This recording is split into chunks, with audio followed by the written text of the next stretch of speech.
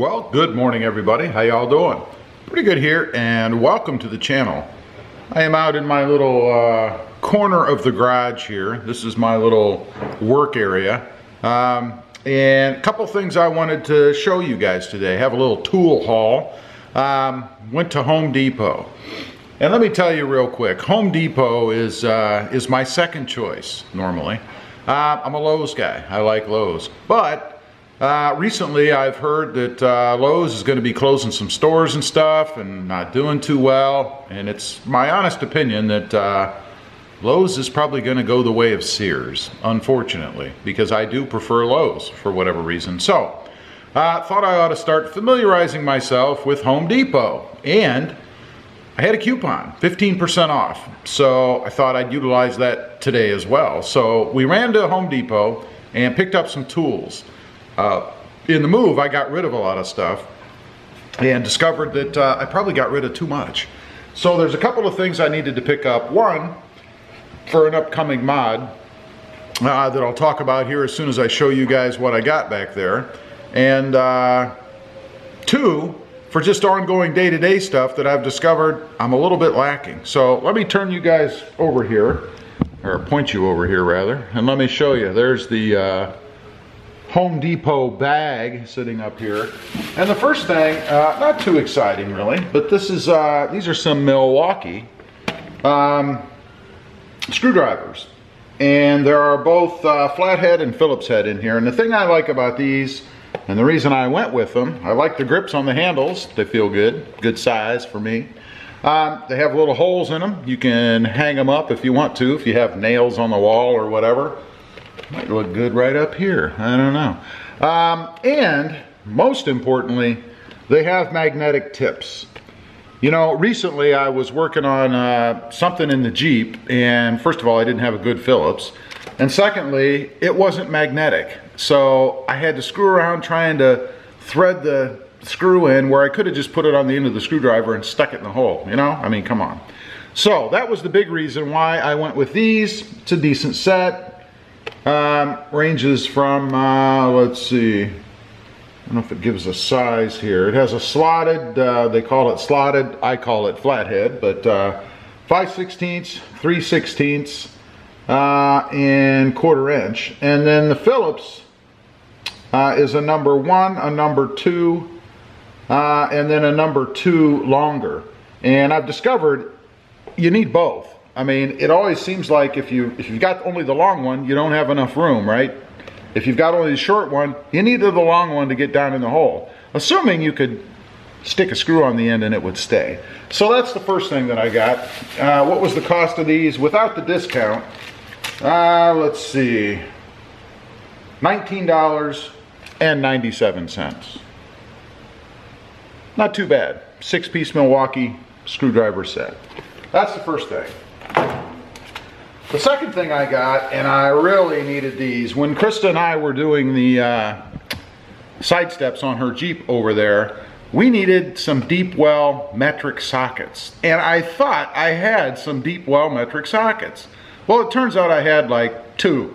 And of course, neither one of those were the, I believe, 10mm variety that I needed. So, with the upcoming project, which I'm going to show you in a minute, I thought, you know, I gotta have some deep well metric sockets. So, this is what I got. I don't really know how good the brand is. I guess we'll see. I don't need anything too stout, I guess. But these are Huskies, as you guys can see. They are 6-point, which is what I wanted. You get a better grab, if you will, or grip with a 6-point. With a 3/8 inch drive. Might have gone 1/2 inch drive, but 3/8 should suffice, and I already have a ratchet for that, so I didn't need to buy a ratchet as well. Included in this, and there are, let's see, 1, 2, 3, 4, 5, 6, 7, 8, 9, 10 of them, which I guess it says right here if you just look. 10mm, 11mm, 12, 13, 14, 15, 16, 17, 18, 19. This should cover the range of anything that I think I would need. So that's the other thing I got. Again, they're Huskies. It does include a socket rail. If you have a place to put it, I'll probably just put them in the toolbox. And a lifetime warranty. You guys can see there, maybe. There you go. I like that. So we'll see how they do.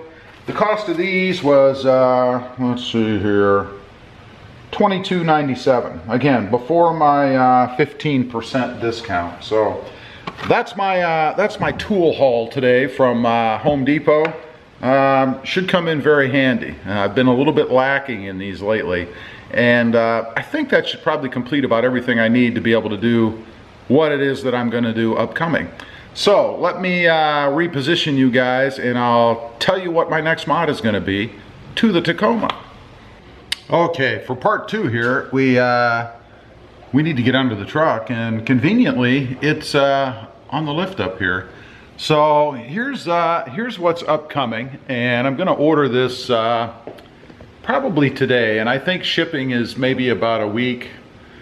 Let's go with 2 just to be safe. You know, when you're down here in the deep south, it seems to take a little longer sometimes. But what I'm gonna do, show you guys up here, and of course you're looking at the exhaust on the Toyota Tacoma. And the plan here is to replace this giant, you know, 55-gallon size drum barrel of an exhaust from this point, right here, all the way back with a new, little bit throatier exhaust system. And you can see it doesn't look too difficult to do, especially with the lift here. It should be relatively simple, I think. I may remove the spare tire to do it. And one thing I'll be interested in that I'm going to do once I get the exhaust off is post up something with no exhaust. I wonder, or at least with no muffler, let's say, because I'm curious as to what that would sound like with the exhaust just exiting here. I expect it to be a pretty darn good grumble, and I have the sun reflecting off of the Honda right in my face. I expect it to be a pretty good grumble, although you're going to be exhausting the fumes and all that stuff in essence right here, right underneath the truck. So you wouldn't want to leave it that way, but I'll be curious to see how it sounds, and what a perfect opportunity to do it when I happen to have the exhaust off. So we're going to take a look at that, take a listen to that as well. Now, the exhaust system that I've decided to go with, let's go back here out of that glare of the sun a little bit, is going to be the MBRP. That's what I've decided on for a couple of reasons. For a few reasons. One is you can get it with black pipes, black tip. That's not the biggest reason, but I think that'll look pretty cool on the truck to have that part of it at least all blacked out. You really can't see it unless you're, you know, looking under the truck or whatever, except for the tip. Of course you can see that, and then the pipe that feeds from there. It's a bolt-on. It looks very simple to do to me. It looks like a great design and should be pretty easy. I love easy mods. I'm not looking for anything that's you know, overly complicated. The one part of it that will be a little bit more difficult, however, is it seems to me that they're designed for the long bed, and if you want the short bed version, then you have a pipe you have to cut. That'll be kind of interesting to see, because you better do that right or nothing's going to line up, you know. And then lastly, and most importantly, is the sound. I've listened to several video clips from different exhausts and the MBRP. And every one that I've heard with the MBRP exhaust on it sounds awesome. So that's the primary driver behind doing it, is an exhaust that's going to give me the sound that I want. I know it's a V6 and it's not going to be a V8 sound, V8 grumble, but I think it's the best that I can get out of it, given that it's a V6. So the other thing, I guess, is dual exhaust. I had talked about putting a dual exhaust on the truck, and you know, I got to looking at that a little bit more. You know, if I put a dual exhaust, it seems on, without going to something completely customized, it would exit on each side of the truck, and I'm not a big side exit fan. You know, if you're going to have dual exhaust, in my opinion, it should exit the rear. So I've kind of decided that I didn't really want that. I'm not going to go with that for that reason, because I would want it to exit out the rear. And since the truck's not set up for that at all, you'd have more difficulty, possibly with the spare tire and other things that might be in the way. So just not something I'm really looking to get into on this truck. So that's what it's going to be. It's going to be the MBRP. It's going to be the single side exhaust with the black piping and black trim piece. And once I get it on order and have pictures and all that good stuff, and of course when it comes, I'll show you guys, and then we'll do the install on it. Should be something that I can do by myself. I've done it before when I've had to lay underneath the vehicle on the ground, so having the lift is definitely going to help out with doing that. And my new tools, those sockets should come in pretty darn handy.